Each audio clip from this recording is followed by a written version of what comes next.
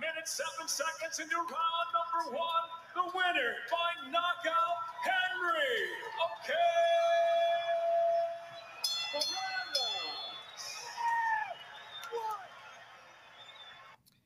Yeah, so today on January 26th, Henry Corrales fought against Aaron Pico. Aaron Pico is 4-1 heading into the fight. Corrales 16-3, now 17-3. Huge win for Corrales. Going in, usually you're not going to see a fight between a 16-3 guy and a 4-1 guy, but the reason why Pico is getting these types of opponents is because he's such a good fighter. Obviously, elite world level wrestling. Jiu-jitsu we haven't really seen a whole lot of to this point, but you'd imagine that's improving, and then his striking is very good, at least on the boxing end.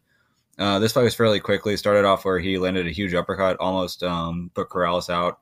Started to swarm him, trying to get the finish, and in the process, Corrales was able to recover, was still with it, and then landed a huge overhand to get the finish. So they'll show the replay right here. So that one isn't the one that got him. That one clipped him. There's the big uppercut that Pico landed. And starting off, it looked like Pico was going to win this fight and win it quickly. Was throwing a few of those really hard left hooks that you figured that he's put other guys out with. Throw a nice left hook to the body there. Corrales did a good job at covering up. But then Corrales, while clinched, throws a huge overhand, knocks Pico out, and then finishes him on the ground. Part of it's interesting here is that with a guy like Pico, you figure if he's clinched with someone in that type of position, he's just going to go and take him down and then pound him out on the ground. Not something we've seen from Pico recently. He really likes his boxing. From what it sounds like, he likes to spar with a lot of elite level boxers, and so for him, he's pretty comfortable staying on the feet, even though that might not be the smartest move. And you would figure for a guy like Pico, you got a guy rocked like that, if you can take him down and pound him out, that's an option. Now, granted, one of the risks that happens if you take a guy down is they kind of just hold your head down and recover.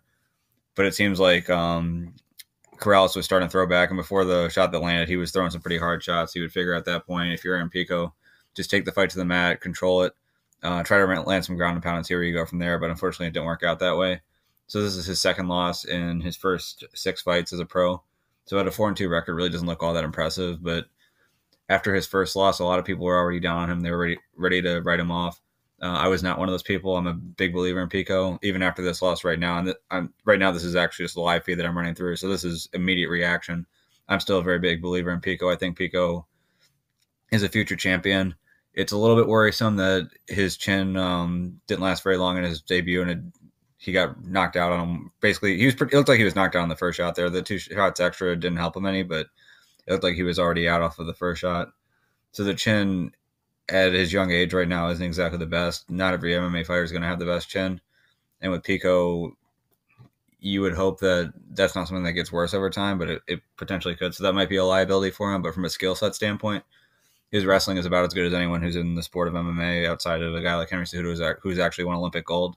Just to give you an idea of where Pico was when he last wrestled, he got to the finals of the 2016 Olympic trials for the United States, went best 2 out of 3 with Frank Molinaro from Penn State, a former national champion. Won the first match, I believe, lost the second match, and the third match, I think he lost it on criteria, but it was a razor close loss. Molinaro went on to finish 5th at the Olympics that year. So Pico can definitely hang with some of the best guys in the world. He is one of the best guys in the world from a wrestling standpoint.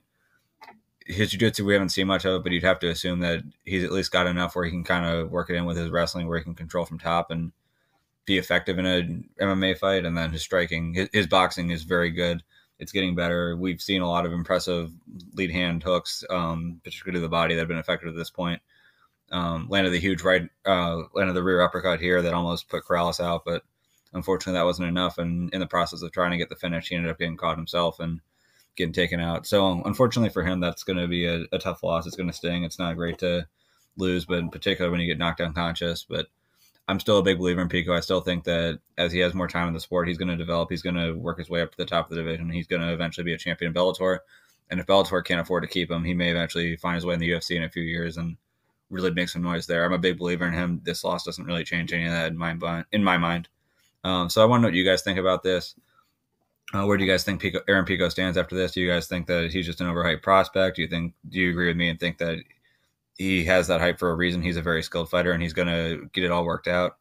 So let me know if you like this video. Go ahead and hit the like button. If you want more videos like this, go ahead and subscribe. And if you don't like it, then you can hit the dislike button as well.